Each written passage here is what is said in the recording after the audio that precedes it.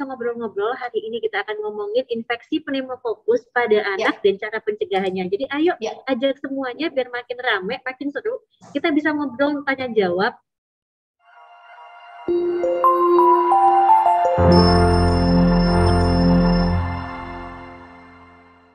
Pneumokokus itu sangat rentan, tadi saya sampaikan untuk usia bayi dan anak, terutama anak-anak dengan kondisi khusus. Kondisi khusus itu apa aja sih dan beresiko, misalkan anak-anak dengan kelainan darah, thalassemia, anak-anak dengan pengidap keganasan atau kanker yang sedang menjalani kemoterapi, anak-anak dengan HIV maupun anak-anak dengan penyakit kelainan jantung bawaan. Nah, kira-kira seperti itu.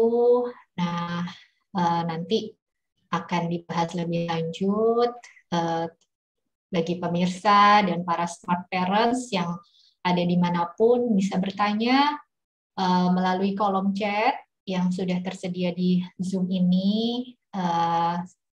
Apa-apa saja yang ingin diketahui, gejalanya, cara pencegahannya, kalaupun sudah terinfeksi, apa yang harus dilakukan, langkah awal pertamanya apa, dan preventif ke depannya, jangan sampai infeksi itu terulang lagi pada keluarga kita, anak-anak kita, dan lingkungan di sekitar kita.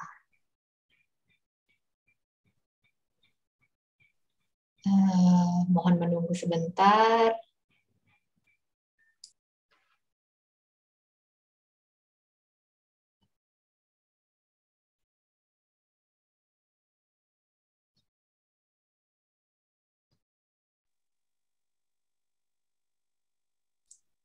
Baik, silakan Mbak Fitri mewakili Ibu Direktur ya.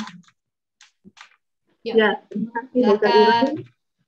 Terima kasih dok. Assalamualaikum warahmatullahi wabarakatuh. Selamat pagi Bapak Ibu sekalian.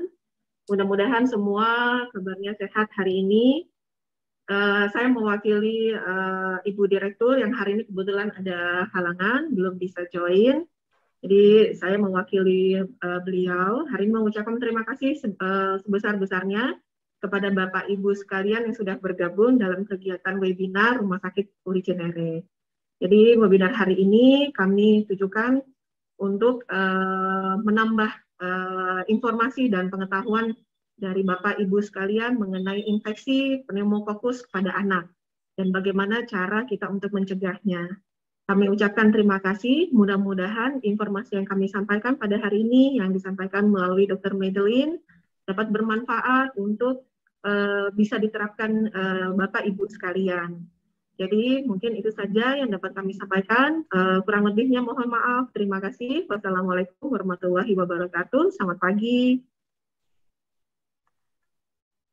Waalaikumsalam warahmatullahi wabarakatuh. Terima kasih Mbak Fitri.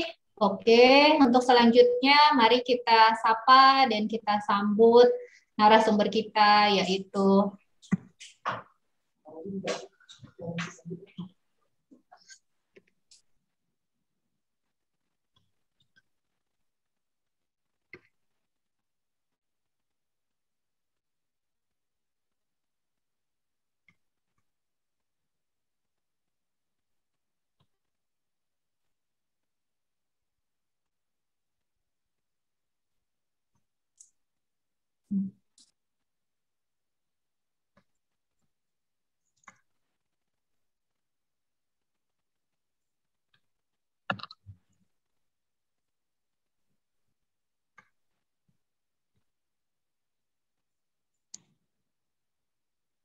Ya, Dokter Iren.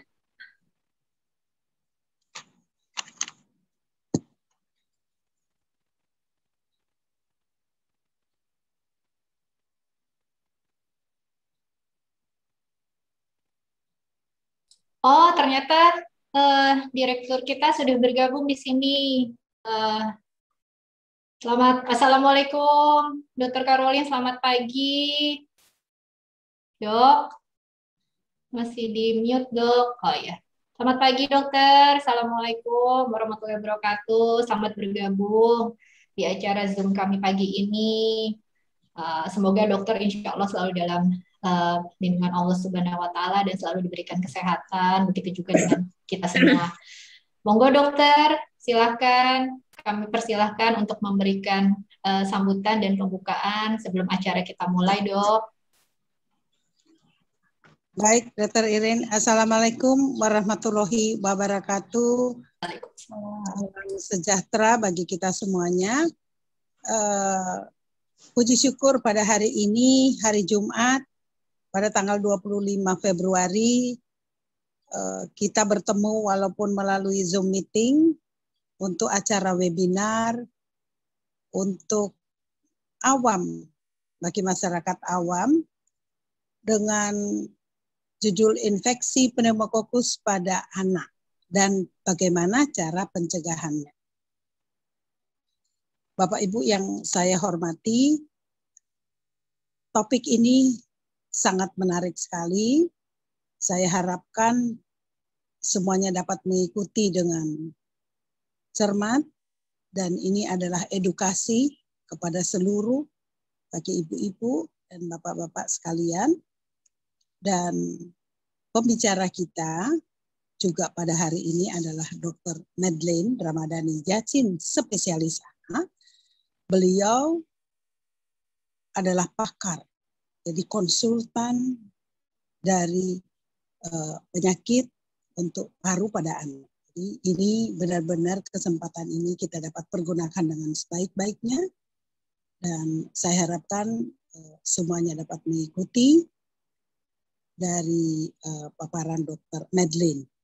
Dan perlu kami sampaikan bahwa Rumah Sakit Puri Cinere akan terus selalu bersama ibu-ibu dengan bapak-bapak sekalian dalam menyelenggarakan acara webinar-webinar untuk edukasi kepada kita semua.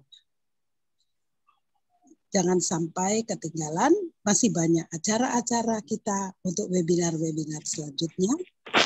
Dan pada akhirnya saya mengucapkan selamat mengikuti webinar ini dan semoga semuanya selalu sehat dan dilindungi oleh Allah Subhanahu wa taala. Saya kira cukup sekian. Terima kasih penyelenggara dari Humas Marketing, Dr. Fitri, dan juga host adalah Dr. Irin. Terima kasih semuanya. Semoga acara ini akan berjalan dengan lancar dan semuanya bisa mengikuti. Terima kasih. Wassalamualaikum warahmatullahi wabarakatuh. Terima kasih kembali, dokter. Waalaikumsalam warahmatullahi wabarakatuh. Insya Allah kita sehat selalu ya, dok. Baik, untuk selanjutnya, tanpa mengulur lagi, langsung kita sambut dan kita sapa Dr. Madeleine Ramadhani Jatsin, spesialis anak, konsultan paru, tentunya khusus bagian anak. Ya, Dr. Madeleine, selamat pagi, dok. Assalamualaikum. Mohon maaf, masih mute. Halo, Assalamualaikum warahmatullahi wabarakatuh. Iya. Apa kabar? Baik, Alhamdulillah, sehat. Insya Allah sehat juga ya. Iya, Alhamdulillah, Dokter Fitri. Alhamdulillah, semoga kita selalu sehat ya. Dokter, Ibu Bapak semua yang menyempatkan waktu untuk hadir pada webinar awal pada hari ini. Senang sekali bisa ketemu semuanya. Walaupun lewat Zoom, tetap ketemu lah ya, dok ya. Iya, karena situasi dan kondisi kita jadinya lewat Zoom ya, dok ya, ketemunya. Iya, betul. Virtual nih. Tapi nggak apa-apa lah ya, dok ya. Yang penting kita bisa berbagi ilmu, berbagi informasi, khususnya kesehatan, tentunya di bidang anak. Karena namanya juga anak, bayi sangat rentan ya, dok. Baik infeksi, apapun jenis sakitnya, infeksinya, apalagi sekarang pandemi, pasti banyak yang orang tua, keluarga, atau keluarga kita semua pasti tentunya sangat khawatir dengan kondisi kesehatan putra-putrinya. Ya, ini sekilas tentang CV dari Dr. Madeleine yang tadi sudah saya sampaikan. Beliau menyelesaikan pendidikan kedokteran di Fakultas Kedokteran Universitas Indonesia di tahun 2008. Lalu lanjut untuk menjalani pendidikan spesialis anak dan menyelesaikannya di tahun 2014 2014 di Fakultas Kedokteran Universitas Indonesia. Lalu lanjut lagi, beliau sangat concern dengan pendidikan, terutama di bidang anak, sampai akhirnya meraih gelar konsultan paru anak di tahun 2021 di bulan Agustus ya dok, kalau nggak salah ya. Iya dok, 2021. Jadi walaupun pandemi, dokter Medelin ini tetap terus semangat luar biasa belajar. Ya, gitu. Jadi kira-kira sekilas tentang beliau. Beliau juga mengikuti beberapa organisasi, khususnya di bagian toraks dari American Society dan European Respiratory Society. Baik dok, untuk selanjutnya dokter bisa kasih kami informasi ini dok, atau sambil kita interaktif, siapa tahu mulai banyak yang mulai mengumpulkan pertanyaan. Jadi sambil kita ngobrol, sambil nanti kalau ada pertanyaan-pertanyaan. Siap dokter. Boleh ya dok, saya boleh ya, dok, silakan. Makasih dokter Iren. Iya. Jadi sebelumnya saya ingin menyapa, tadi saya sudah menyapa dokter Caroline, dokter Fitri, kemudian rekan-rekan semua yang ada di Rumah Sakit Puri Cinere. Assalamualaikum, selamat pagi semuanya. Kemudian izinkan saya untuk menyapa semua yang hadir pada hari ini. Hari ini ada 67 orang loh dokter Iren, ada senang banget. Kita bisa nambah lagi, jadi kalau bisa ada nanti kakaknya, bapaknya, tantenya, sepupunya, keponakannya, segala macam yang mau ikut pagi-pagi daripada ini kita bisa ngobrol-ngobrol. Hari ini kita akan ngomongin infeksi pneumokokus pada anak dan cara pencegahannya. Jadi ayo ajak semuanya biar makin rame, makin seru. Kita bisa ngobrol, tanya jawab. Kita buat santai aja, kita buatnya ringan. Nah, dokter Iren saya izinkan berbagi layar karena saya sudah menyiapkan slide buat Bapak Ibu semuanya. Kita ngomongin yang santai dengan bahasa awam mengenai infeksi pneumokokus. Cuman saya masih di disable nih dokter Iren. Boleh nggak sih saya diizinkan berbagi layar? Jadi kalau misalnya nanti ada yang tengah-tengah jalan misalnya, ini ngomongin apa sih dokternya kok nggak jelas banget, bisa terlalu medis gitu, ayo nanya aja. Kapan lagi kita bisa ngobrol-ngobrol, udah difasilitasi. Terima kasih banyak Rumah Sakit Puri Cinere memfasilitasi saya untuk berbagi mengenai infeksi pneumokokus pada anak. Baik, semoga sudah terlihat dokter Iren. Bagaimana dok? Ya, sudah. Alhamdulillah. Nah, jadi saya akan membicarakan mengenai infeksi pneumokokus pada anak dan cara pencegahannya. Terima kasih Dr. Iren sudah memperkenalkan saya. Jadi memang saya saat ini bertugas di Puri Cinere sebagai dokter spesialis anak, namun saya mendalami bagian pernapasan anak. Moga-moga saya bisa memberikan informasi yang bermanfaat untuk ibu dan bapak semua mengenai infeksi pneumokokus pada anak dan cara pencegahannya. Jadi ini kesempatan berharga buat kita semua untuk diskusi. Jangan ragu buat tanya sama saya. Yang mau kita bahas apa aja sih? Nah, ini ada 5 hal yang mau kita bahas. Apa aja sih infeksi? Apa sih infeksi maksudnya? Apa sih sakitnya? Resikonya bagaimana? Penularan, dan yang penting kita kan kalau udah tahu kita mau mencegah ya. Ibu bapak, rekan-rekan, kita panggilnya apa sih dokter Iren? Sahabat apa sih, sobat Puri Cinere apa gitu? Iya. Apa moms and dad semua apa sih, ada namanya gitu nggak? Pokoknya gitu ya ibu bapak. Iya.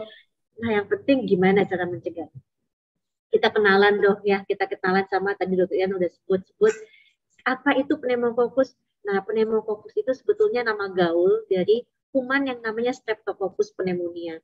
Nah, ibu bapak semuanya, rekan-rekan semua tentu sudah tahu ya, di alam ini kita ada banyak kuman, banyak virus. Nah, kita kan sekarang lagi banyak ya virus COVID ya. Siapa sih yang nggak kenal sekarang sama virus COVID ya? Tapi jangan lupa kuman-kuman lain juga masih ada. Virus-virus lain juga masih ada yang dapat menyebabkan infeksi. Nah, salah satunya adalah si kuman yang namanya Streptococcus pneumonia ini. Yang nama gaulnya adalah pneumococcus. Kumannya kayak gimana sih? Nah, kumannya gini, imut-imut nggak ya? Ini pokoknya bentuknya bulat berpasangan. Walaupun imut-imut ini dia dapat menyebabkan infeksi dan dapat menyebabkan sakit pada anak. Nah, itu yang bahaya. Sebenarnya nggak cuma anak juga sih dokter Ira.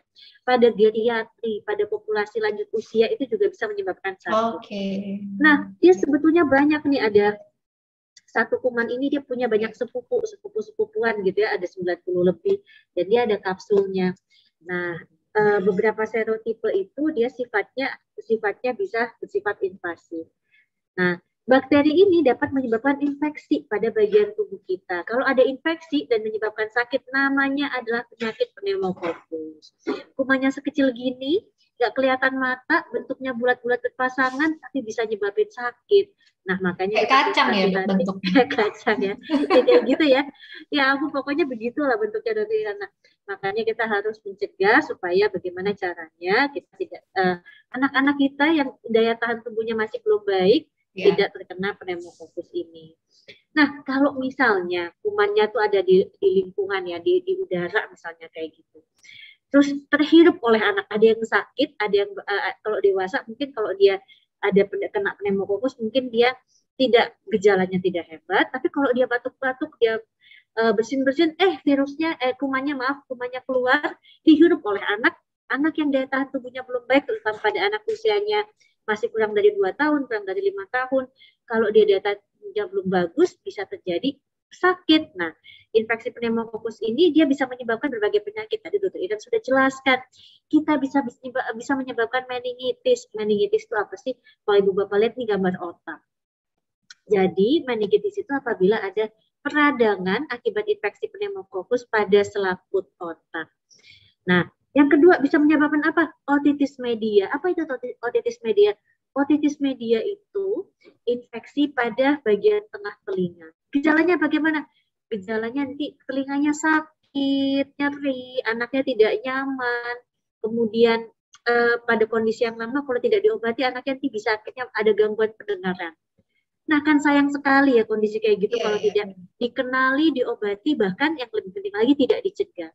Kemudian saya akan beralih ke sebelah sini, pneumonia. Pneumonia itu salah satu yang saya pelajari mendalam adalah peradangan pada paru. Dokter Iren, dokter-dokter di Policider juga sudah sering sekali pasti mendapatkan anak dengan sakit pneumonia. Apa itu pneumonia? Radang paru. Ini gambar paru-paru Ibu Bapak ya. Jadi ada peradangan di paru-paru yang menyebabkan anaknya sesak.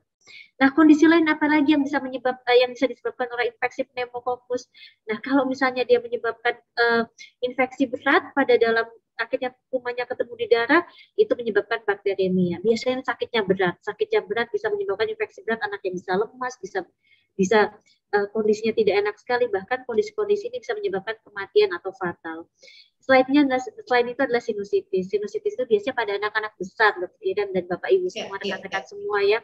Jadi ada peradangan pada daerah saluran pernafasan, rongga yang ada di dalam di wajah namanya sinus, peradangan di sana bisa menyebabkan sinusitis. Gejalanya nanti dia hidungnya nggak enak, ada nyeri kepala, wajahnya terasa penuh gitu ya. Jadi itu semua itu bisa disebabkan oleh pneumococcus yang kuman sekecil itu, dia bisa menyebabkan masalah penyakit pada badan anak-anak kita gitu ya. Jadi inilah yang harus kita cegah. Gejalanya sih bagaimana aja sih? Nah, akhir kita mengenal gejala-gejala yang penyakit yang disebabkan oleh infeksi pneumococcus. Pertama, pneumonia. Pneumonia bahasa awamnya adalah radang paru. Tapi kalau kita sekarang ngomong pneumonia, moms and dad semua, ibu bapak semua pas sudah pada tahu ya Dokter Iren. Bahkan kadang-kadang saya punya pasien Dokter Iren, datangnya batuk pilek nih, datangnya batuk pilek. Ibunya bapaknya udah nanya langsung, dok, ini pneumonia bukan ya? Wah, udah tahu nih, hebat dia. Dia bilang, oh iya kalau begini bukan Bu, atau kalau begini iya Bu, tergantung gejala. Nah, bagaimana pneumonia bisa dikenali? Dikenali apabila dia ada demam, ada batuk, kemudian jadi sesak. Sesaknya tandanya gimana? Ada nafas cepat. Nanti lebih lanjut saya akan jelaskan lebih lagi pneumonia. Kemudian pada anak-anak yang lebih besar dia bisa bilang, aduh dadanya nggak enak ya, sakit ya, nafasnya jadi nggak enak, jadi nggak nyaman. Nah itu adalah beberapa tanda-tanda pneumonia yang bisa dikenali. Atau radang paru ya. Meningitis. Nah kalau meningitis itu dia peradangan pada selaput otak. Demam, tentunya demam. Dia bisa kaku lehernya, nyeri kepala, matanya sensitif terhadap cahaya. Kalau anak gede dia bisa bilang silau nggak enak. Ada yang bilang, ada juga gejala-gejala pada anak besar dia jadi kayak orang bingung, kayak linglung begitu. Kalau bakteremia itu utamanya demam, kemudian dia kayak ini bahasa awamnya kayak orang bingung begitu ya, kayak lemes gitu. Nah kalau bakteremia yang berat dia menyebabkan sepsis. Bahasa medis banget nih. Sepsis itu adalah reaksi ekstrim tubuh terhadap infeksi. Jadi itu bisa demam tinggi, bahkan bisa jadi hebat berat, tidak bisa ngapa-ngapain gitu, ada gangguan aliran darah dan lain-lain. Nah itu adalah sepsis. Kita nggak mau sama sekali kalau bisa terjadi dua kondisi ini. Ya kondisi meningitis sama pneumonia juga nggak mau sih. Tapi kalau udah kena dua ini itu yang berat. Nah kalau otitis media ada jadi telinga, gendang telinganya merah atau bukan kalau bisa dilihat oleh mama. Tapi jangan biasanya sih kalau tidak terlatih lihat dia nggak bisa gitu. Sama demam. Kemudian sinusitis, nyeri kepala, hidungnya meler, nyeri wajah, pusing gitu ya. Kemudian dia ada batuk dahak atau kadang-kadang ada lendir di tenggorok yang namanya postnasal drip. Nah, semuanya kita bisa lihat, hampir semuanya kalau bisa infeksi pneumokokus akan demam. Demamnya bisa hebat, tergantung dari kondisinya. Kemudian kita lihat, kalau dia kena ke paru-paru jadinya sesak, kena otak jadinya sakit kepala, bahkan bisa kejang atau kaku leher. Di dalam seluruh tubuh atau bakterinya atau sepsis itu biasanya lebih berat lagi, kondisinya bisa kena banyak organ. Kalau kena ke telinga jadinya nyeri telinga, sinusitis jadinya nanti ada sakit kepala, hidungnya melet, ada lendir di tenggorok. Nah ini semua utamanya ya Bapak Ibu, Mam dan semua sahabat Puricinere, kalau misalnya kena infeksi pneumokokus bisa menyebabkan ini. Serem nggak sih? Ya tentu serem lah ya. Kalau bisa kelihatannya ringan ya dok, sakit telinga gitu ya, sinusitis. Kalau yang alergi kan berpotensi sinusitis, ya rinitis gitu keterusan. Oh cuman alergi, oh cuman nggak apa-apa telinganya, ternyata bisa saling terkait, bisa jadi infeksi berat ya. Apalagi anak-anak ya, kadang kan anak-anak tuh kendalanya mengekspresikan tergantung usianya sih ya, mengekspresikan sesuatu yang tidak nyaman dan nyeri ya. Jadi kita belum bisa bilang. Iya, sebagai orang tua, sebagai yang lebih dewasa harus bisa mentranslate tuh apa sih yang bikin dia.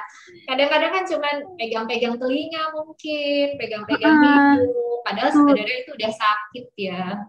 Nah, atau nggak nyaman lah. Betul, Dokter Ian, betul sekali. Jadi saya mesti ngingetin ke Mam saya dan semua, Bapak Ibu semua ya. Jadi kalau ada anak, dia ada yang paling dekat sama anak itu kan orang tua ya. Pasti orang tua dia melihat lah, ini anak saya kok beda ya sama anak kemarin. Bisa dia ada demam atau misalnya anget-anget gitu ya. Terus dia pegang-pegang telinga, wah hati-hati. Bukan hati-hati gimana-gimana ya, tapi coba tolong dilihat. Waspada ya dok. Waspada bahasanya itu. Ayo waspada. Betul, jangan-jangan telinganya ada masalah. Bolehlah dibawa ke rumah sakit Puricinere, misalnya ketemu nanti dokter Iren dan rekan-rekan semua, atau misalnya dokter THT-nya, coba diintip gimana, gitu ya. Jadi kalau memang, tapi kalau saya yakin dokter Iren, orang tua itu adalah, kita dokter ini selalu diajarin, kita tidak boleh menyepelekan keluhan orang tua. Jadi kadang-kadang kita sering ya dokter Iren dapat pasien gitu, dok, anak saya kok kayaknya ini saya nggak ada yang aneh deh gitu. Terus kita lihat, masa sih ada yang aneh. Tapi kita tidak boleh, baik Bu, kita lihat, kita pantau. Jadi orang tua itu pasti dia, karena ngeliat tiap hari, kemudian pasti kalau ada perbedaan dia itu begitu. Tapi jadi orang tua harus waspada, pantau anaknya. Kalau misalnya ada keluhan-keluhan begitu, yang mengkhawatirkan boleh ya dibawa ke Puricinere atau konsultasi telekonsul ke Puricinere, dilihat bagaimana kondisi. Begitu ya dokter Iren ya. Iya dok. Nah, ternyata soalnya banyak sih dok ya, sebelum jadi yang berat-berat tuh dari yang ringan-ringan dulu ya. Apalagi kayaknya anak zaman sekarang tuh banyak yang ya mungkin ada faktor alergi dan keturunan kayak sinusitis, rinitis alergi gitu kan. Jadi banyak tuh yang apalagi sekarang musim hujan, lagi pandemi. Jadi keluhannya kesannya ringan gitu ya. Iya betul. Jadi kalau ada keraguan silakan dibawa untuk kita pastikan. Nah selanjutnya nih dokter Iren, kalau misalnya saya akan ngomongin masalah resiko, saya keluarin semua aja deh. Nah jadi pada anak itu sebetulnya bagaimana sih resiko sakit karena pneumokokus ini? Nah sedihnya ya. Di dunia ya, 1 dari 30 kasus anak meninggal karena infeksi pneumokokus. Ini data di dunia pada tahun 2020. Jadi ya sedih ya begitu. Kita bisa cegah, moga-moga kita bisa cegah.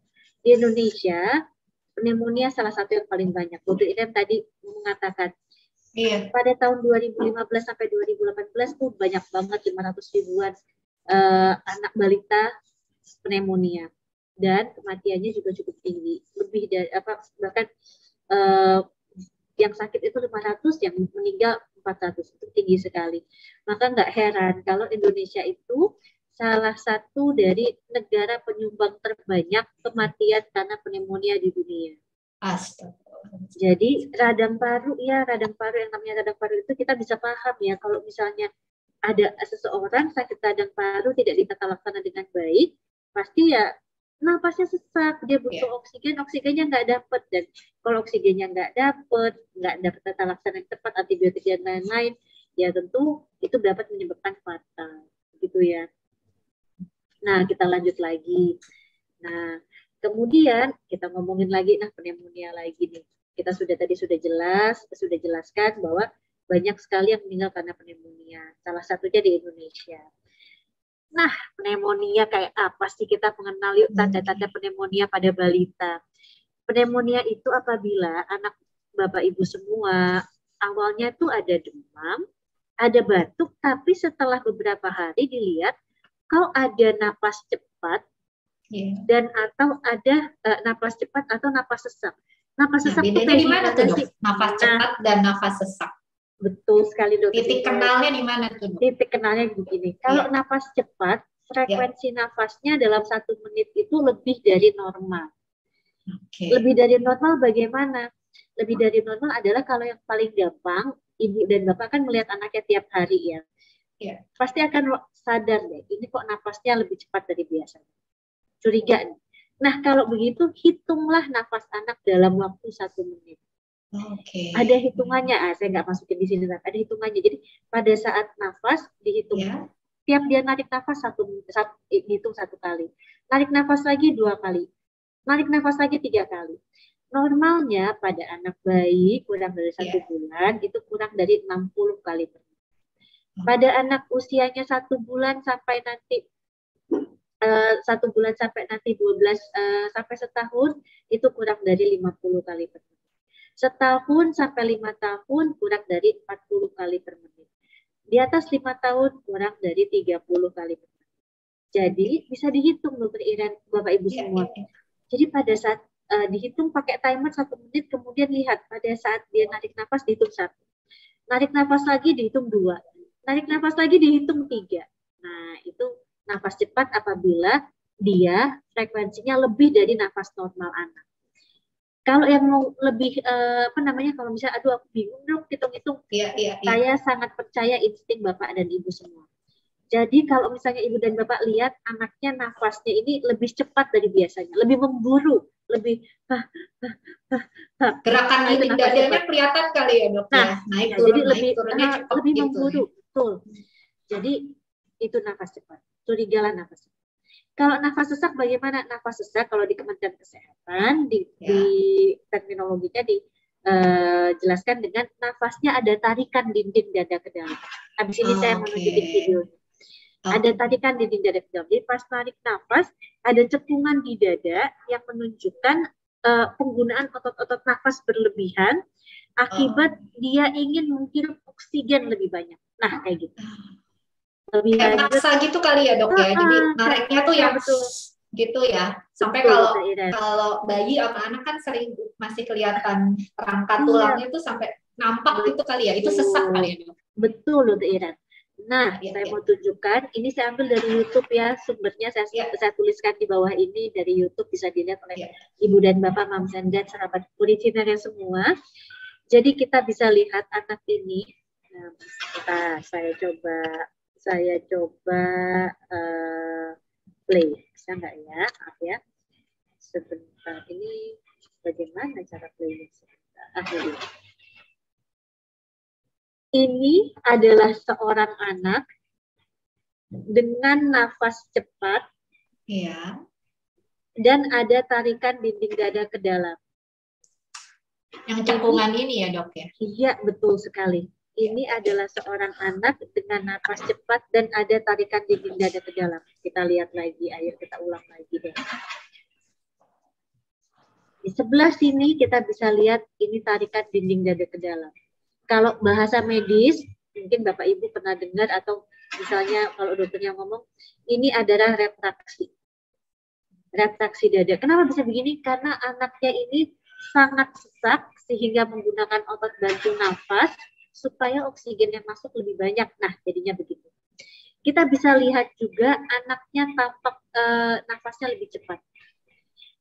kalau dilihat-lihat ya, kita lihat-lihat aja deh. Napas anak kayak gini kan bukan napas normal. Ini napasnya cepat jelas. Kemudian kita bisa lihat anaknya sudah lemas. Ini anaknya udah lemas, sudah jelas lah dia lemas gitu. Kalau lebih capek, napas kayak gitu capek. Coba deh kita lari, Bapak Ibu, kita semua lari, napas kayak gini capek lama-lama. Nah, kalau bisa lihat, ada juga kalau kelihatan ada napas cuping hidung. Jadi hidungnya kembang kepis gitu. Nah, itu napas cuping hidung itu ada salah tanda kondisi sesak. Saya tunjukin lagi ya, karena ini Bapak Ibu harus mengenal. Jadi kalau ada kayak gini, ini bukan waktunya santai-santai. Segera bawa ke rumah sakit atau dibawa ke dokter untuk diperiksa. Kalau begini sih ini udah bukan poliklinik lagi nih, harusnya ke IGD. Ke IGD supaya dipantau, dilihat. Kalau kayak gini sih udah butuh oksigen, kita lihat oksigennya seperti apa, karena udah nggak bisa lagi dengan tanpa oksigen. Nah, ada tarikan dinding dada, napasnya cepat, anak yang gitu. Berarti ini udah bisa dikatakan kondisi kalau anaknya sudah kayak tadi di video YouTube dokter tuh nafasnya cepat, terus kelihatan pada saat napas tuh ada cekung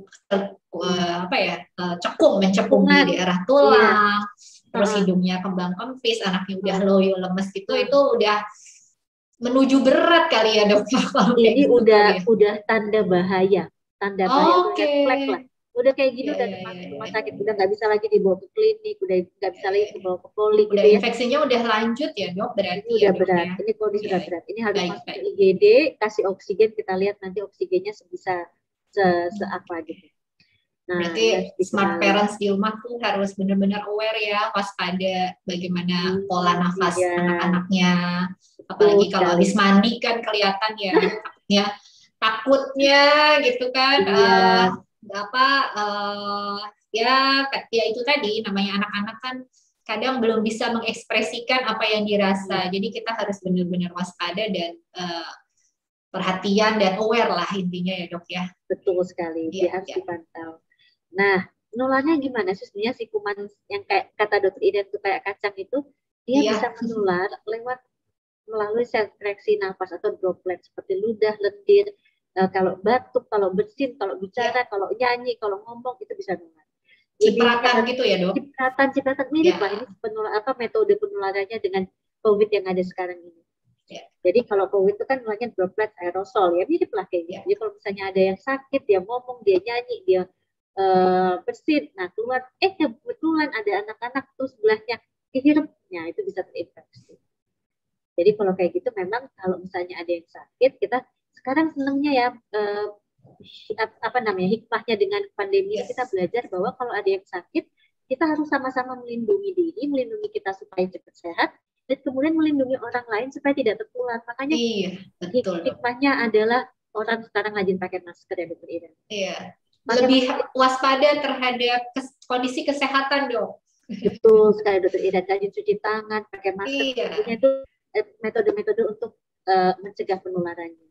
Betul. Pakai masker itu bukan cuma mikirin kita aja, mikirin orang lain yang ternyata daya tahan tubuhnya belum baik bayi, anak-anak, balita maupun lansia supaya tidak tertular sakit akibat teman-teman yang dikeluarkan. Nah, pencegahan lainnya, pemberian AC eksklusif, kurangi polusi dalam rumah, yang merokok jangan merokok dong, kalau bisa di dalam rumah tidak ada yang merokok, cuci tangan yang rajin dan imunisasi yang lengkap. Saya mau ngomongin imunisasi. Nah, kita punya vaksin PCV, vaksin pneumokokus. Dia dapat mengurangi resiko sakit karena pneumokokus. Apa itu vaksin PCV? Vaksin PCV itu adalah pneumococcal conjugate vaccine yang mengandung bagian dari dinding sel bakteri pneumococcus. Tujuannya vaksinasi itu apa sih ya, moms and dads, ibu bapak semuanya ya? Pasti sekarang sudah lebih pasti menurut saya. Sekarang dengan pandemi ini orang banyak cari tahu, banyak belajar.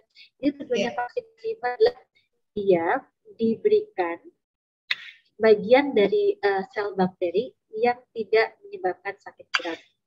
Intinya apa? Intinya adalah untuk menimbulkan daya tahan tubuh terhadap kuman tersebut, bakteri tersebut atau virus tersebut, supaya kalau misalnya nanti di lingkungan luar ada yang ternyata ngebawa bakteri tersebut dan tak sengaja terhirup oleh anak-anak kita, akhirnya daya tahan tubuhnya sudah terbangkitkan, Daya tahan tubuh itu kayak polisi, kayak Kopassus, kayak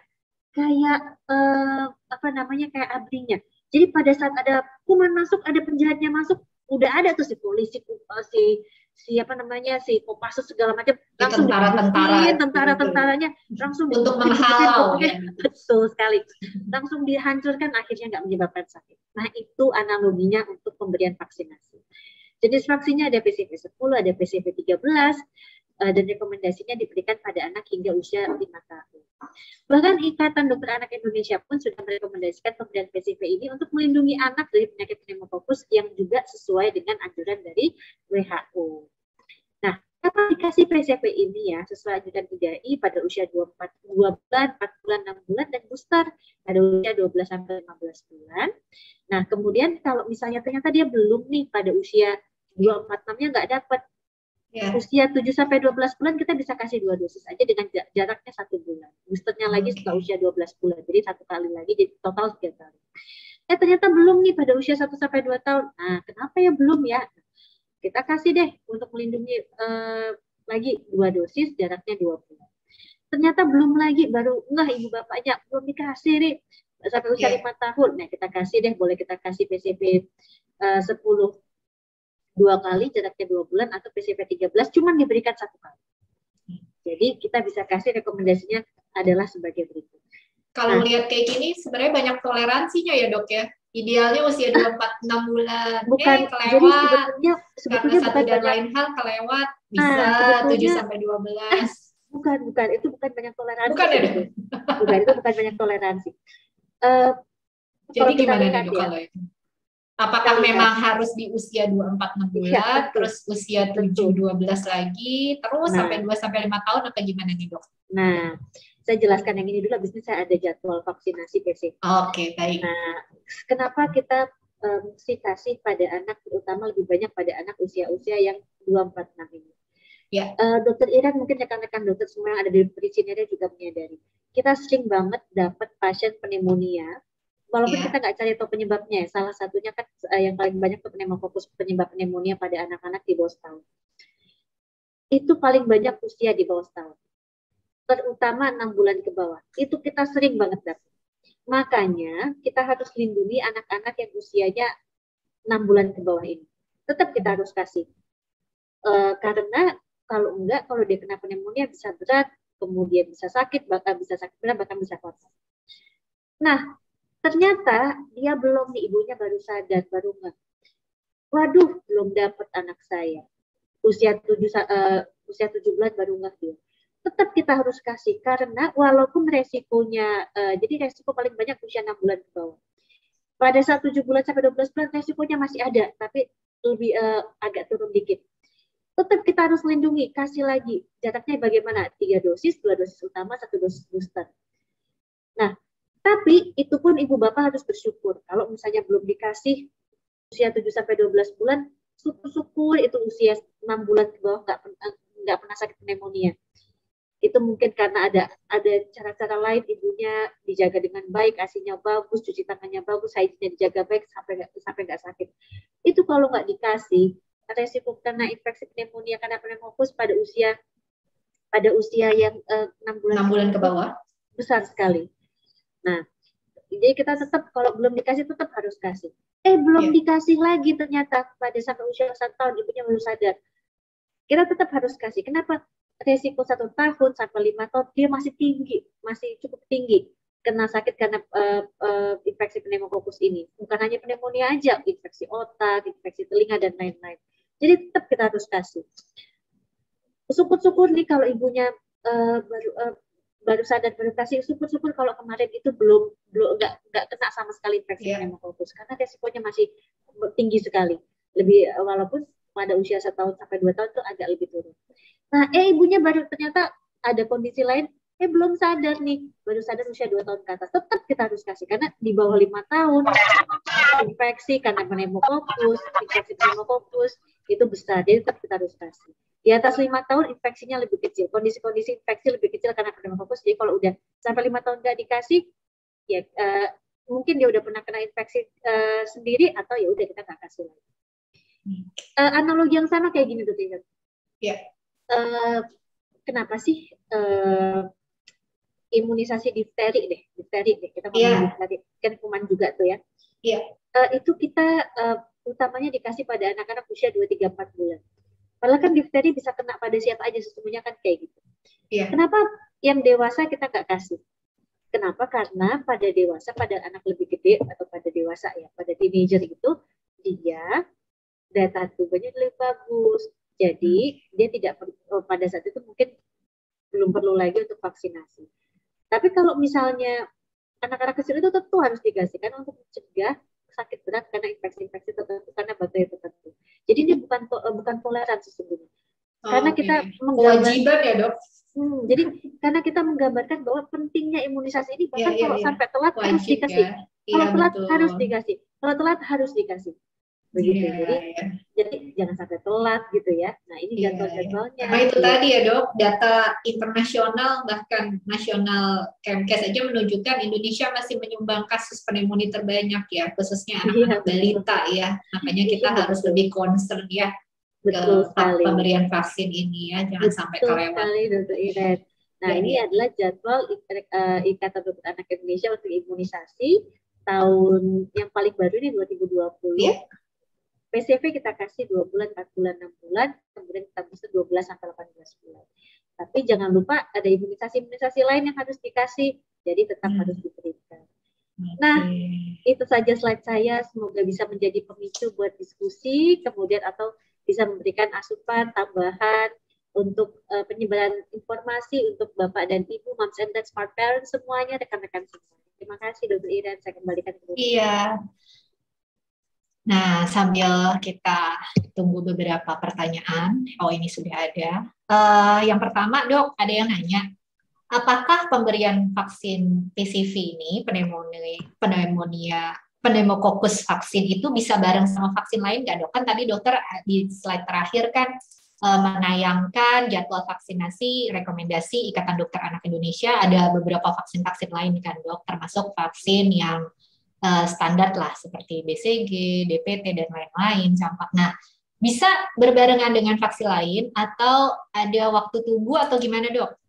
Baik, terima kasih Dr. Iren. Ya. Jadi terima kasih ya Pak Riki yang sudah bertanya. Ya, Pak Riki yang sudah bertanya. Terima kasih. Jadi betul ya, pemberian vaksin itu tidak perlu cuma satu kali kedatangan, satu kali vaksin. Karena sebetulnya vaksin itu banyak. Ya. Aku mau kasih contoh nih. Jadi vaksin itu boleh dikasih berbarengan. Aku mau kasih contoh nih. Aku izin lagi share screen ya supaya Pak Riki juga bayang. Nah, kalau misalnya kita lihat nih vaksinasi. Ya. Bayangin aja nih Pak Riki ya, Bapak Ibu semua, smart parents semua yang ada di sini. Vaksinasi ini kita lihat di usia 2 bulan aja kita ada kasih hepatitis, polio, kalau belum BCG, DPT, HIV, PCV, rotavirus. Bagaimana ceritanya kalau nggak boleh barengan? Jadi pasti ada yang akan barengan. Dan PCV ini adalah salah satu vaksinasi yang cukup aman. Resiko demamnya tidak ada lebih tidak signifikan kali ya, Dok, timbulnya ya. Banyak yang nggak demam gitu ya. Oke. Jadi nggak perlu khawatir smart parents di rumah. Walaupun setiap vaksinasi kita selalu bilang bisa aja demam sih, tapi biasanya resiko ringan ya, demamnya ini nggak banyak pasien-pasien saya dikasih PCV nggak demam, aman insya Allah ya, moga-moga resikonya kecil gitu. Bayangin kalau misalnya nggak boleh barengan, ini bagaimana ceritanya ya? Mesti kapan dia datang? Sehari-hari datang. Jadi kita bisa barengan. Kayak gini, PCV kita bisa berikan sama rotavirus, bisa kita berikan sama hepatitis B, polio, DPT, HIV, bahkan BCG. Jadi bisa barengan, Pak. Bisa barengan. Pasien-pasien saya juga sering saya kasih barengan, tapi saya biasanya saya kasih tahu, Ibu Bapak, ini nggak apa-apa ya, kita ada yang suntik 2 kali ini. Satu di paha kanan, satu di paha kiri. Wah, apa-apa dok, itu disuntik 2 kali sakit dong. Sakit dok, dibilang kayak gitu. Ya, kalau misalnya dibilang sakit sih tentu tidak nyaman ya namanya disuntik. Tapi ibu bapak mendingan mana nih? Datang berkali-kali suntik satu kali, apa? Atau sekaligus. Suntik plus selesai, udah selesai. Nanti bisa dipantau di rumah, insya Allah lebih aman dan lebih aman. Nggak perlu datang lagi ke rumah sakit bolak-balik. Jadi boleh banget dokter. Boleh ya. Silakan berkonsultasi. Ya, dok ya. Insya Allah aman ya dok. Insya Allah aman. Kira-kira kalau para smart parents nih khawatir nih, kan walaupun ada efek demamnya walaupun ringan, apakah boleh dok diberikan penurun demam sebelum atau sesudahnya atau pada saat timbul? Mungkin anaknya anget-anget, kan kadang anak beda-beda juga ya dok. Ada yang anget-anget dia jadi rewel atau jadi agak cranky sedikit gitu. Gimana tuh dok? Dokter merekomendasikan atau lebih baik alami aja, dia banyak minum atau apa, istirahat, gimana dok? Baik, Dokter Ina, terima kasih pertanyaannya. Itu pertanyaan yang sering banget ditanyain sama Mom Center Smart Parents, semua pasien-pasien kulit cinere ya. Jadi kalau misalnya habis vaksin ada demam, boleh tentu kita kasih penurun panas. Yang intinya adalah kalau anaknya tidak nyaman, ada demam tinggi, ya pastilah. Itu kan kita juga kalau panas kita juga masa minum air doang ya, Dokter Ina, pasti kan pengen agak turun demamnya. Kasian kan kita itu kasih, boleh nggak apa-apa. Tapi jangan dikasih sebelumnya. Itu catatan ya, tidak boleh ya dok. Orang belum vaksin, belum demam udah dikasih, ngapain? Nggak usah, nggak. Iya. Karena itu tadi ya efeknya beda-beda ya dok, timbulnya ke setiap anak ya. Iya. Belum tentu anaknya Dokter Iren gitu ya habis dikasih vaksin demam. Katanya biasa-biasa aja dia ya nggak tahu. Kalau ternyata demam, boleh dikasih. Biasanya kalau kita Dokter Ina dan Dokter itu juga sama lah sama saya. Kalau bisa habis vaksin vaksin seorang anak, kita akan bilang, Ibu Bapak, ini kita bekelin ya, kita bekelin obat panas. Atau obat panas nggak di rumah. Kita bekelin, kalau panas dikasih. Kalau nggak panas, ya sudah ya. Dikasih, nggak apa-apa. Terima kasih ya Pak Riki, semoga cukup jelas. Terima kasih dokter atas penjelasannya. Kita masuk ke satu chat, nanti kita ada yang nanya live dok. Dari Mas Ade, dok saya mau tanya, keponakan saya berat badannya berlebih dan kalau jalan sebentar cepat lelah. Apakah ada pengaruh terhadap anak-anak dengan obesitas dengan kelainan paru? Gimana dokter? Baik. Mas Ade, saya boleh tahu nggak ini usianya berapa ya pas keponakan Mas Ade? Ya saya anggap anak umum lah ya gitu ya. Oh iya. Ada itu ya dok ya, soalnya ada berat badan ideal sesuai usia ya dok. Sama, saya mau tahu berat badannya berapa karena biasanya kondisi penyakit itu tergantung usia ya, yang usia segini sakitnya apa, sakitnya gitu. Jadi begini, pertanyaan Mas Ade adalah atau Pak Ade adalah ada pengaruh nggak sih obesitas sama kelainan paru-paru? Nah baik. Anak-anak yang obesitas, masalahnya adalah dia pasti ada masalah sistem pernafasan, itu pasti ada. Apalagi kalau obesitasnya gede bener, berat banget, tentu itu nggak hanya sistem pernafasan, tapi sistem yang lain juga bisa terganggu. Saya ngomongin pernafasan aja deh, karena saya kemarin belajarnya sistem pernafasan utamanya Dokter Iren ya. Kalau obesitas ke paru-paru, dia ngaruhnya adalah karena obesitas itu kan isinya lemak ya. Di dadanya ada lemak, di perutnya ada lemak. Pertama, pengembangan parunya pasti akan terganggu. Pengembangan parunya dia pasti ada lemak yang menyebabkan pengembangannya jadi lebih sulit.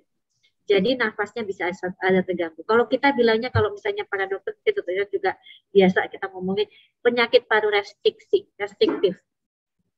Pengembangannya akan terganggu, itu yang pertama. Kedua, anak-anak obesitas, dia kalau misalnya kita obesitas, dia juga kadang-kadang di lehernya, misal di lehernya itu juga banyak lemak, dan itu bisa menekan. Kalau dia tidur,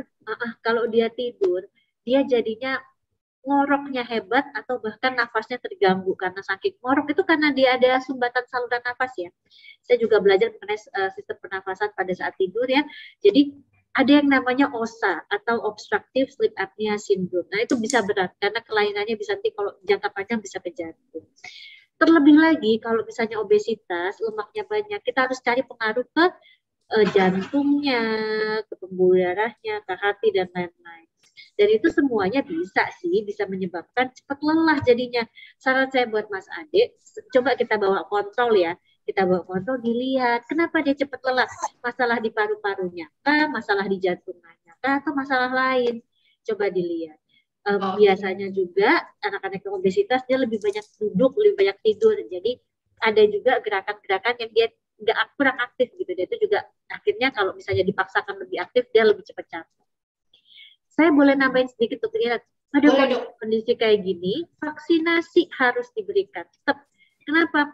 Anak-anak yang obesitas, ada masalah komorbid lain-lain, dia akan gampang kena sakit, akan gampang kena infeksi. Kalau infeksi bisa berat. Nah, kalau kayak gitu pencegahan harus diberikan supaya dia nggak mudah terkena sakit.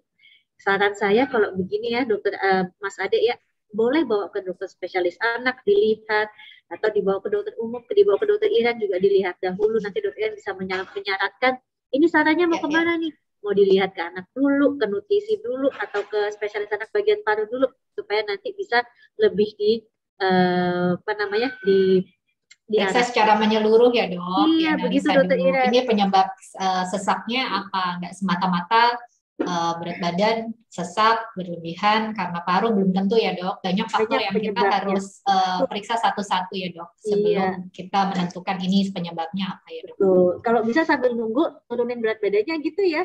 Iya, betul. Oke, di layar kita sudah ada yang mau bertanya secara langsung. Kita persilahkan kepada Ibu Putri. Silahkan Bu, boleh dibuka mikrofonnya. Ya, Assalamualaikum warahmatullahi wabarakatuh, dokter. Waalaikumsalam warahmatullahi wabarakatuh, Ibu.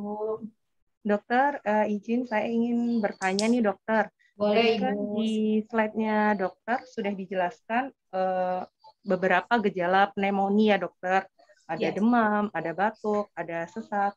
Nah, yang ingin saya tanyakan pertama tuh, apakah demam yang terjadi akibat pneumonia itu tuh ada ciri khasnya nggak, dokter? Maksudnya apa dia hilang timbul atau dia akan menetap dan suhunya selalu tinggi atau bagaimana, dokter?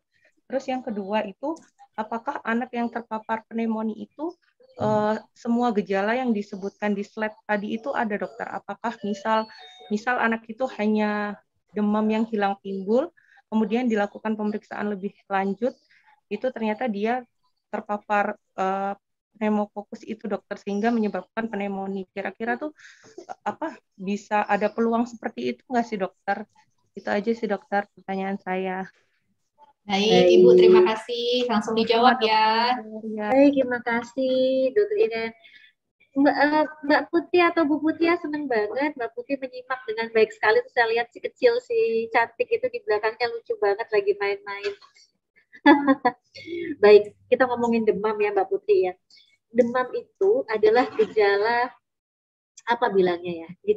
Jadi kalau ada infeksi, demam itu merupakan salah satu gejala yang sering.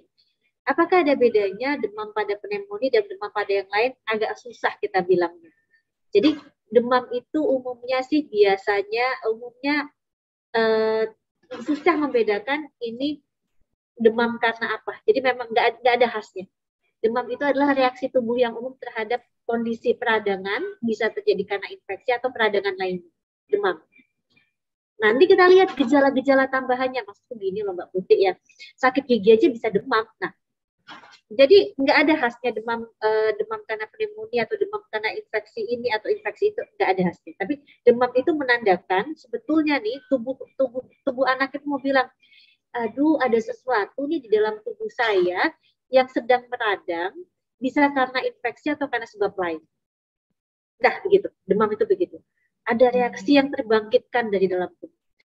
Nah, tahunya bagaimana kalau pneumonia? Pneumonia itu adalah radang paru-paru ya Mbak Putih dan Ibu Bapak semuanya. Radang paru-paru.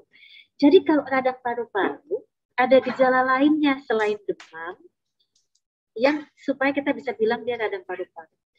Gejala lainnya apa? Yaitu tadi, ada batuk, bisa pilek, yang kemudian menjadi sesak. Sesak itu tandanya apa? Napasnya gampang aja deh. Napas cepat sama tarikan diri ke dalam. Jadi kalau misalnya ada demam, ada kondisi itu, batuk, atau pilek yang kemudian menjadi sesak, nah itu pneumonia. Atau radang paru-paru yang gampang kayak gitu. Kenapa gejalanya begitu? Ya kenanya paru-paru. Paru-paru itu kan tempat kita bernafas, dapat oksigen, oksigennya dikasih ke seluruh tubuh. Bayangin kalau paru-parunya sakit, oksigennya bagaimana caranya dapat? Pasti jadinya sesak. Begitu ya Mbak Putih ya. Nah, jadi kalau begitu, bisa nggak sih anaknya demam terus ketahuan karena pneumokokus? Nah, kita lihat tadi kan nggak cuma karena radang paru aja ya. Jadi kalau pneumokokus kan bisa kena kuping, bisa kena otak, bisa lain-lain. Ada pemeriksaan yang khusus untuk mengetahui kumannya. Tapi pemeriksaannya itu biasanya tidak rutin dilakukan. Kenapa? Karena laboratoriumnya juga terbatas yang bisa melakukan, sama pemeriksaannya biasanya mahal. Tapi makanya itu pentingnya penelitian. Pentingnya penelitian adalah dari penelitian kita tahu bahwa salah satu kuman terbanyak yang menyebabkan radang paru, infeksi otak, dan lain-lain adalah Streptococcus pneumonia ini. Salah satu yang paling banyak. Makanya kalau kita udah tahu itu yang paling banyak, kita hindari. Atau ya kita obatin berdasarkan data-data yang ada di lapangan. Jadi mengetahuinya secara pasti ada, cuma tidak rutin dilakukan karena keterbatasan laboratorium sama biayanya agak mahal. Nah, bagaimana kita tahu pneumonia atau radang paru lagi? Nah, radang paru lagi kalau gejalanya ada demikian, di bawah misalnya anak-anak ada demam, batuk, kemudian kok dilihat makin lama napasnya makin cepat dan cepat terus gitu, atau ada tarikan dinding dada ke dalam atau retraksi, dibawalah ke rumah sakit, ke IGD misalnya kan ya, ketemu dokter Iren misalnya. Nah, atau rekan-rekan teman-teman di IGD semua. Nah, biasanya nanti para dokter akan mengajukan pemeriksaan tambahan. Apa pemeriksaan tambahannya? Foto ronsen, pemeriksaan darah. Tujuannya apa? Tujuannya untuk melihat sebesar apa, seluas apa kerusakan pada parunya satu. Yang kedua, kalau dari pemeriksaan darah kita untuk memastikan bagaimana kadar darah putihnya, bagaimana kadar hemoglobinnya. Kadang-kadang pada infeksi yang berat atau infeksi yang hebat itu kadar-kadar itu bisa ada gangguan. Jadi secara pandangan mata kita bisa lihat nih kalau anak yang mengalami radang paru, ada demam, ada batuk, menjadi sesak, napasnya cepat atau ada tarikan dinding dada ke dalam atau retraksi, dibawa ke rumah sakit dipastikan dengan pemeriksaan darah, pemeriksaan ronsen untuk kemudian kita pengobatan yang lebih untuk mengatasi supaya lebih cepat sembuh. Gitu Mbak Putri, apakah cukup menjawab atau ada yang belum jelas Mbak Putri?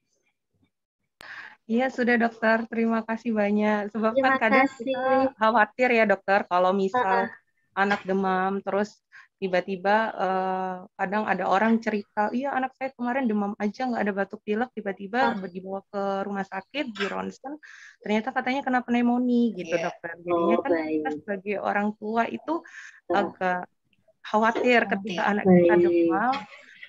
Jadi apakah dia ada ciri khasnya? Makanya tadi saya tanya apakah demam di pneumonia itu ada ciri khas tertentu. Gitu. Nah, ada kata kuncinya adalah mengenali napas cepat dan napas susah. Karena nggak gampang, Mbak Putri. Betul nggak gampang. Mengenali napas cepat dan napas susah itu nggak gampang. Awam moms and dads, bapak ibu semua, smart parents semua, tentu perlu waktu untuk memahami dan menyadari, oh ini napasnya cepet ya, nggak ngeliat gampang. Mungkin kalau matanya dokter Iren sekali lihat, sesek bu anaknya bu, sesek nih bu, ayo bawa ke rumah sakit gitu.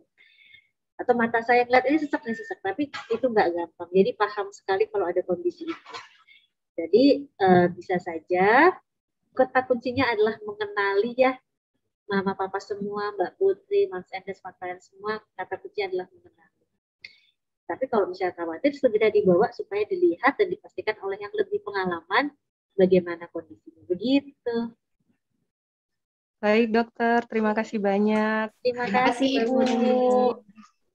Dok, ada banyak sebenarnya pertanyaan di chat.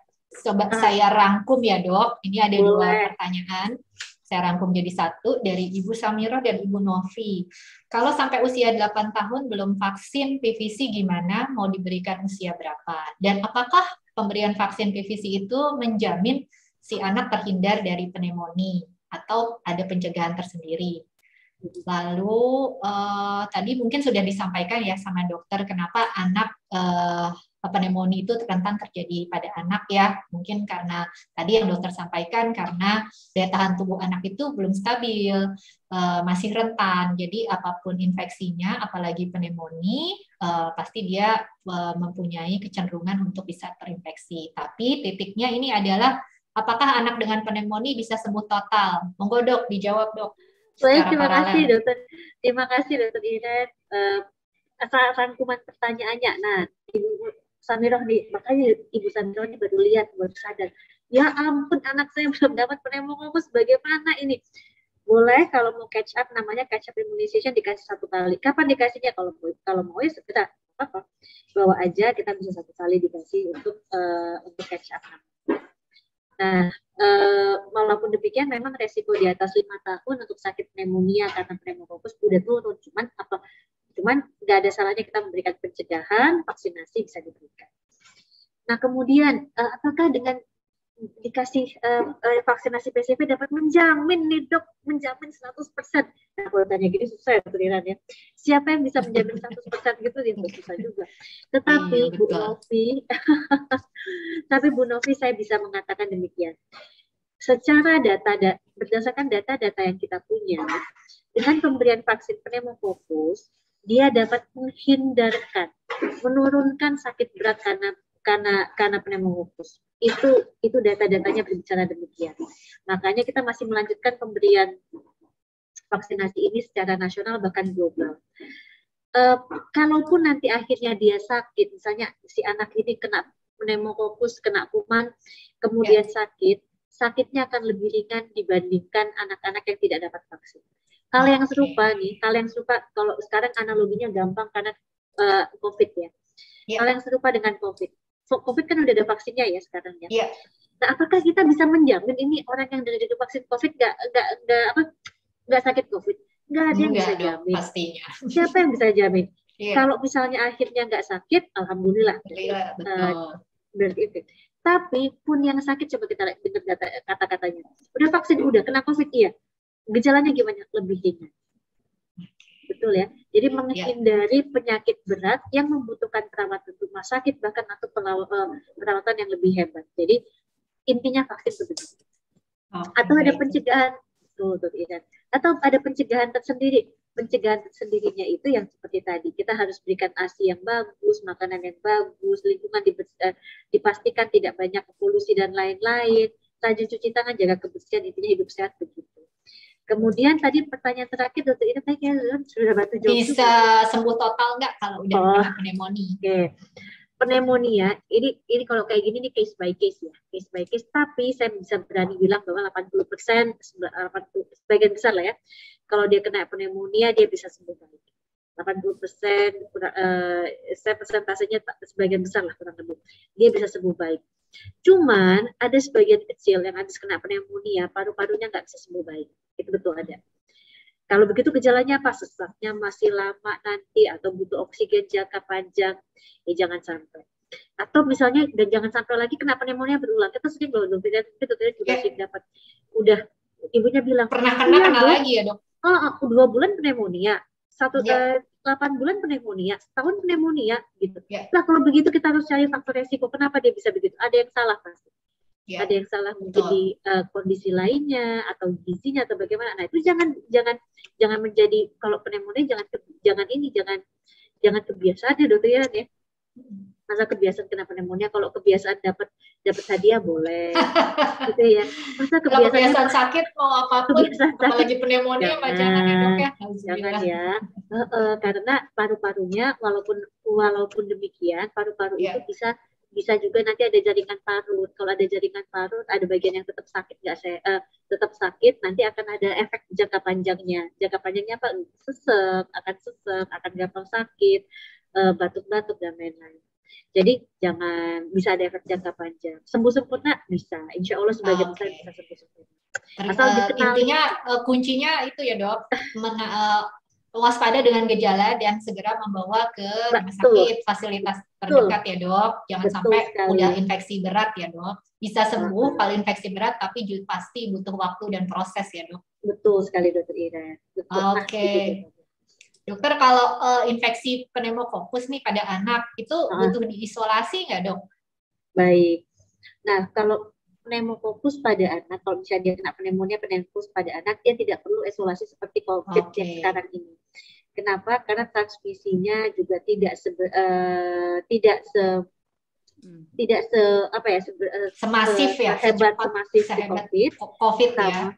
Dan sama kebanyakan anak-anak saat ini juga banyak yang sudah divaksinasi, dan dewasa dia umumnya lebih tahan, jadi dia tidak perlu isolasi khusus. Pun demikian ya, kalau di rumah sakit tentu nanti kita barengkan sama anak-anak, ada satu bangsal khusus misalnya, bangsal khusus yang anak-anak dengan pneumonia ya. Nah itu di situ aja, jangan dicampurin sama, biasanya ada yang penyakit infeksi bangsalnya sendiri. Oke. Supaya lebih safe ya dok. Gitu. Ya. Nah, kalau dia udah pernah kena pneumokokus, apa masih perlu divaksin, dok? Mengingat misalkan taruhlah usianya masih rentang usia yang direkomendasikan. Tetap, tetap. Jadi gini, Tetap ya, Dok. kalau sudah pneumokokus, kita kan masalahnya nih, kita kan nggak rutin periksa ya. Pneumokokus itu kan maksudnya kumannya kita nggak apa namanya, kita cuma tahu kena pneumonia, tapi kena pneumokokus nggak, kemungkinan besar sih iya, tapi kan secara spesifik kita periksa apakah memang penyebabnya kuman pneumokokus atau enggak, itu kita belum rutin ya sampai periksa ya. Dan lagi-lagi dokter ya, tadi kita lihat ya, pneumokokus yang kumannya kayak si kacang. Itu dia sepupunya banyak, itu ada lebih dari 90 serotipe. Jadi kalau misalnya dia kena yang satu, belum tentu aman terhadap yang lain. Jadi kita tetap harus vaksin. Oke, baik. Itu sudah saya rangkum. Ada 2 lagi, Dok. Kalau punya anak usia 3 tahun dari Bu Nurhaliah, setiap pagi bersin-bersin terus, apakah itu alergi atau sinusitis, Dok? Baik, terima kasih Bu Nurhaliah. Nah, saya senang sekali nih Bu Nurhaliah penasaran tanya. Setiap pagi bersin-bersin, ini secara umum ya. Karena saya sama dokter Ian nggak periksa pasiennya nih. Kalau kita mau mendiagnosis, tentu kita harus periksa pasiennya, ketemu anaknya, pegang, dengerin segala macam. Nah, secara umum kalau misalnya dia bersin-bersin pagi hari gitu ya, hanya pagi hari saja, tapi tidak ada demam, tidak ada kondisi yang lain, ada riwayat alergi di keluarga, mungkin sekali itu adalah rinitis alergi. Apakah sinusitis? Sinusitis belum begitu, tapi rinitis alergi bisa juga ada sinusitis kalau misalnya ada nyeri tekan, nanti ada sakit kepala dan lain-lain, ada lendir tenggorok, bisa saja jadi sinusitis. Nah, hubungannya sama pneumokokus pada anak alergi yang dia lendirnya banyak, dia akan gampang kena kuman. Kalau ada kuman dia masuk dan menyebabkan sakit, vaksinasi harus juga karena dia termasuk komorbid misalnya. Ada kondisi sakit lainnya. Jadi pada kondisi-kondisi ini vaksinasi tetap, tapi pada kondisi Ibu Nurhaliah anaknya mungkin sekali si alergi kalau menurut saya. Demikian untuk memastikan kayaknya. Tapi tetap harus diperiksa lebih lanjut ya, Dok. Kalau memastikan ya. Caranya bagaimana? Mungkin saya bisa kasih tips buat Ibu Nurhaliah ya. Kan ini karena alergi, kalau misalnya dibersin-bersin pagi hari dan lain-lain, saya minta tolong dilihat di kamarnya dia. Kamarnya dia banyak debu atau enggak, kalau banyak dibersihin. Spraynya diganti sering atau enggak, kalau misalnya lebih dari 7 sekali seminggu, tolong diganti sekarang sekali seminggu. AC-nya, kipas anginnya udah dibersihin atau belum? Coba dibersihin.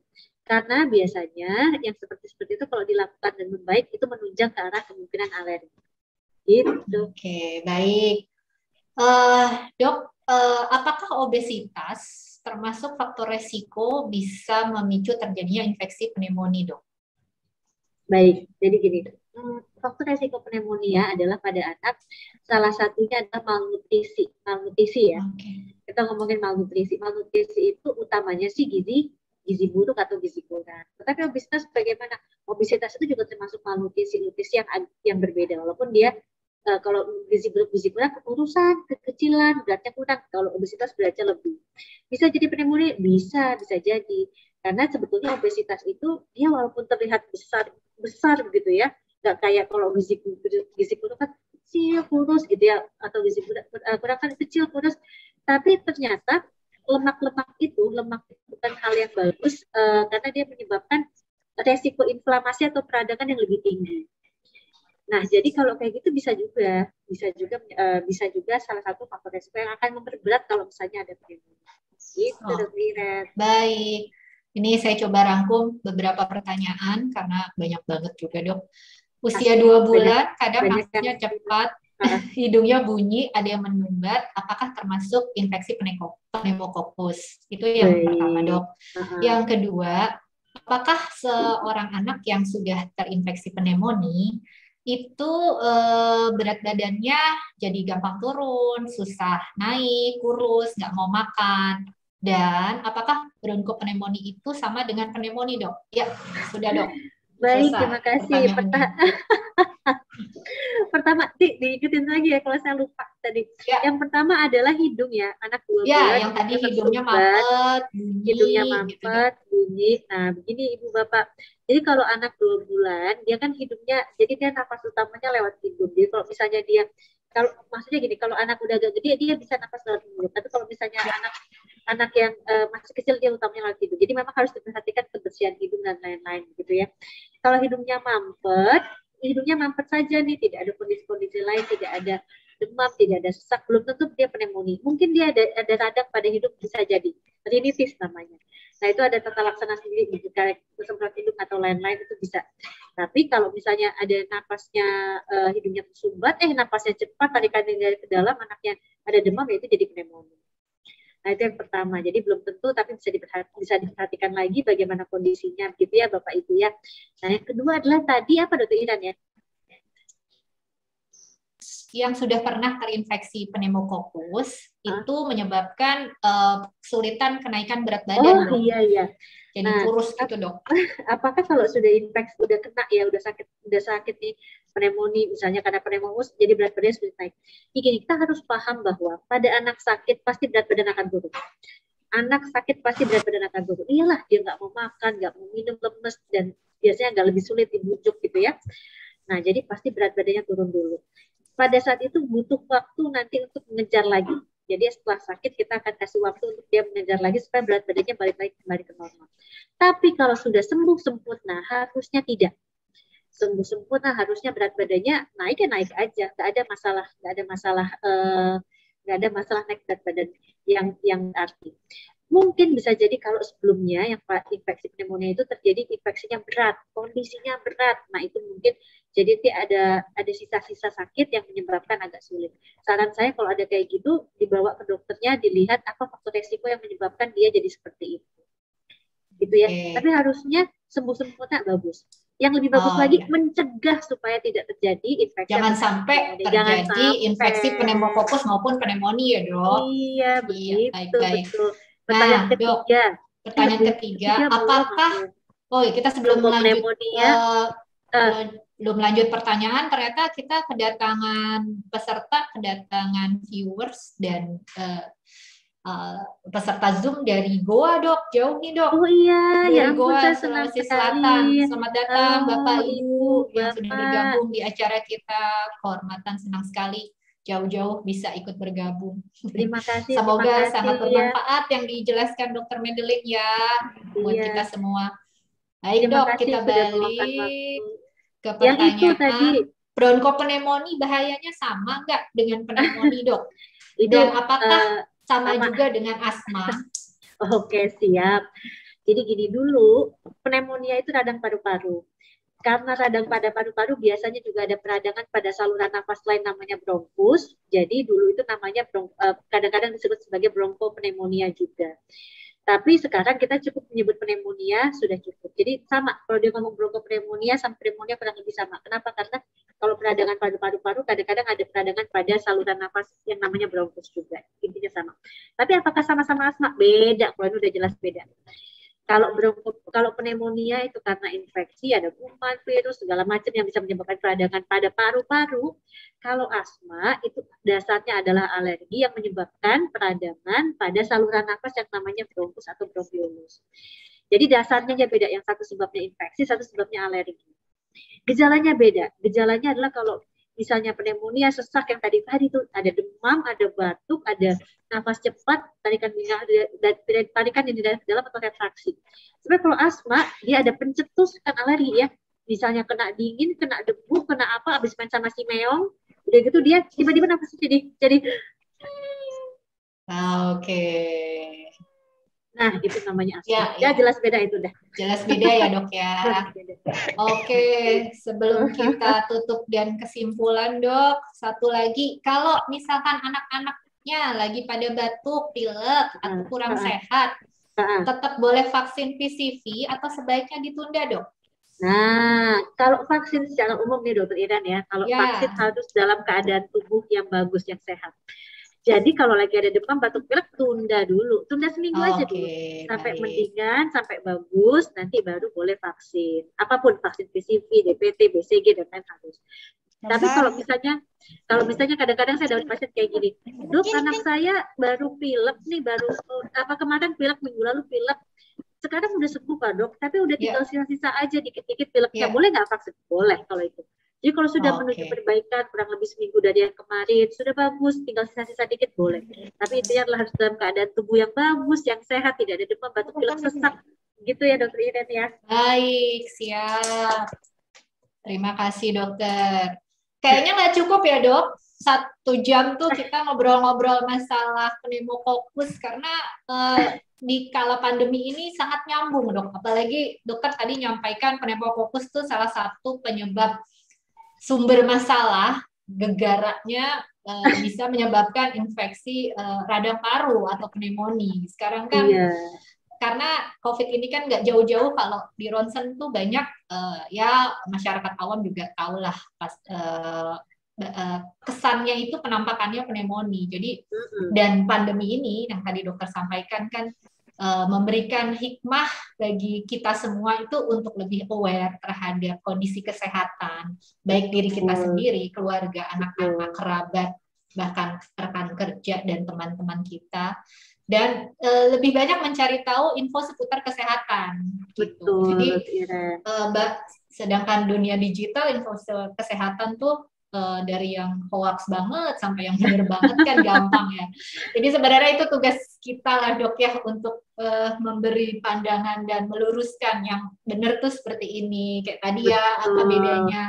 Beda nggak sih asma sama pneumonia dan lain-lain gitu ya, Dok ya? Betul sekali. Nah, pastinya teman-teman, para pemirsa Instagram Puri Cinere, para smart parents, para pemirsa, penonton dimanapun berada, seperti yang tadi saya sampaikan, rasanya nggak cukup kalau cuma sejam dengan pertanyaan yang kadang kelewat, lupa, oh iya kalau ini gimana ya, kalau ini gimana, silahkan, monggo, bisa konsultasi secara langsung dengan Dokter Madeline, ya, sesuai jadwal prakteknya. Beliau ada tentu saja di Rumah Sakit Puri Cinere setiap Rabu dan Sabtu, kalau Rabu jam 16 sampai jam 18, dan Sabtu dari jam 14 sampai jam 16, sesuai yang tertera di layar.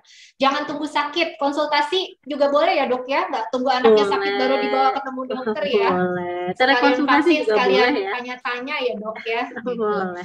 Pastikan banyak yang mau ditanyain, apalagi seperti berita mengatakan banyak anak balita yang di masa pandemi ini di varian Omikron banyak menjadi sayang sekali banyak menjadi pasien yang harus terinfeksi virus COVID ini, apalagi ditambah-tambah dengan beberapa kondisi anak yang rentan seperti tadi disampaikan, ya. Sebelum saya memberikan kesimpulan, kita pilih dulu dari semua pertanyaan yang ada nih, Dok. Sebagai pemenang yang nanti yang saya sebutkan bisa menghubungi nomor humas di 0812 1313 5884. Berikut nama-nama yang saya sebutkan bisa menghubungi nomor telepon yang saya sampaikan. Yang pertama adalah Ibu Putri yang tadi sudah berinteraktif bersama kita di sini. Bahkan rasanya belum cukup tadi ya Bu Putri ya, masih ada yang kelupaan, ketinggalan. Terus yang kedua Ibu Zahro, lalu yang ketiga adalah Ibu Novi, yang keempat adalah Bapak Riki tadi perihal vaksin, apakah bisa bareng dengan vaksin lain, sampai Dokter Madeline menayangkan jadwal vaksin apa yang harus diterima anak-anak segitu banyaknya, jadi nggak perlu takut Pak Riki, semua vaksin bisa dibarengin. Dan yang terakhir itu adalah Ibu Nurhaliah. Ibu Nurhaliah tadi yang bertanya bingung membedakan bersin-bersin itu sinusitis, alergi, atau yang lain. Ya, selamat kepada 5 penanya yang sudah terpilih untuk bisa menghubungi, saya ulangi kembali, menghubungi nomor kontak yang tertera di layar, yaitu nomor kontak Humas Rumah Sakit Puri Cinere di 0812 1313 5884 ya, untuk mendapatkan dan mengambil hadiahnya. Selamat bagi para penanya yang sudah meluangkan waktunya, sudah aktif bertanya seputar apa yang menjadi kebingungan para Bapak Ibu selama ini. Sebelum kita tutup, saya sedikit mengambil kesimpulan bahwa infeksi pneumokokus itu bukan hanya pneumonia, para smart parents dan pemirsa Instagram Puri Cinere, tapi bisa juga didapatkan atau mengenai beberapa organ, dari mulai kepala yaitu radang selaput otak atau meningitis, lalu infeksi rongga sinus atau sinusitis, lalu infeksi telinga bagian tengah atau otitis media, infeksi radang paru-paru atau pneumonia, dan infeksi yang terdapat di aliran darah atau bakteremia atau yang lebih berat disebut dengan sepsis. Nah, pneumokokus salah satu penyebab dari infeksi yang banyak dan paling besar terjadi di Indonesia, yaitu pneumonia, di mana kita masih menyumbang 1 dari 30 negara di tahun 2015 dan menimbulkan kematian pada anak dan balita yang terkena infeksi tersebut. Jadi, kami harapkan para smart parents, para pemirsa Instagram Puri Cinere dimanapun berada, pentingnya sekali waspada dan aware terhadap keluhan dan gejala yang dirasakan oleh anak-anak kita. Walaupun pneumonia bisa mengenai orang dewasa, tapi alangkah baiknya keluhan atau gejala yang ditimbulkan pada anak atau bahasa tubuh, body language yang ditampilkan pada anak, di mana anak belum bisa mengekspresikan rasa nyerinya, harap segera dikonsultasikan ke dokter Anda atau ke rumah sakit terdekat atau ke rumah sakit Puri Cinere. Insya Allah kami siap melayani dan memberikan pemeriksaan yang terbaik. Terima kasih Dr. Madeline atas kesempatan dan waktunya bisa berbagi bersama kami di sini. Tentu saja terima kasih para pemirsa semuanya, para penanya, dan tim Humas Rumah Sakit Puri Cinere. Jangan lupa nih, ada pesan dari kita semua. Jangan lupa like, follow, subscribe media sosial Puri Cinere. Ada YouTube, ada Instagram, ada Twitter, ada Facebook, dan juga website. Sekali lagi kami sampaikan terima kasih. Sampai ketemu di acara live, webinar, atau informasi berbagi kesehatan, seputar kesehatan yang sangat bermanfaat buat kita semua. Saya mohon undur diri dari acara ini. Saya Dr. Iren mengucapkan terima kasih yang sebanyak-banyaknya. Insya Allah kita selalu dalam lindungan Allah Subhanahu wa Ta'ala dan selalu diberikan kesehatan. Terima kasih Dr. Madeline. Saya ucapkan. Terima kasih Dr. Iren dan sehat selalu ya Dok. Sehat-sehat. Terima kasih. Iya. Terima kasih. Selamat pagi menjelang siang. Salam sehat. Wassalamualaikum warahmatullahi wabarakatuh. Waalaikumsalam warahmatullahi wabarakatuh. Wabarakatuh. Terima kasih dokter. Terima kasih. Terima kasih kembali dokter. Terima kasih Dokter Caroline, Dokter Siti, Dokter Iren, Bapak Ibu, Ibu Mas semua. Terima kasih. Saya terima kasih sekali. Saya izin pamit permisi. Monggo dokter, silahkan.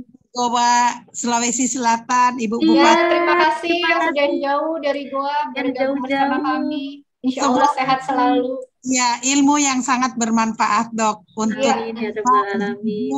teman sejawat yang banyak berkumpul, mengumpulkan ibu-ibu yang mempunyai banyak. Jadi ini informasi luar biasa dok. Ya, semoga bukan kali ini saja, tetapi informasi dan edukasi ini sangat dipentingkan oleh semua masyarakat. Ini pembelajaran untuk kita semua, dok. Saya terima kasih. Dokter, jangan bosan-bosan, kami akan manggil kembali. Jangan bosan-bosan diundang Dokter Caroline. Terima kasih. Ya, tentunya untuk dari pembelajaran ini, Ibu Bupati juga sangat senang sekali. Ini luar biasa. Mereka karena untuk angka kematian daripada bayi juga dan anak itu mereka sangat peduli, ya Ibu. Jadi ini pengetahuan yang sangat luar biasa. Terima kasih Dokter Madeline. Saya terharu 100 peserta yang ikut dan itu insya Allah kita akan bertambah lagi, kita buat webinar seperti ini. Insya Allah. Amin. Terima kasih. Amin. Selalu ya Dokter Caroline. Sehat selalu semuanya. Semoga bermanfaat apa yang kita sampaikan hari ini ya Dok. Iya. Amin ya Rabbal Alamin. Amin ya Rabbal Alamin. Terima kasih. Terima kasih. Waalaikumsalam. Ibu Ayu Dia Pasya juga ikut. Terima kasih Ibu. Ya. Dokter Karolin.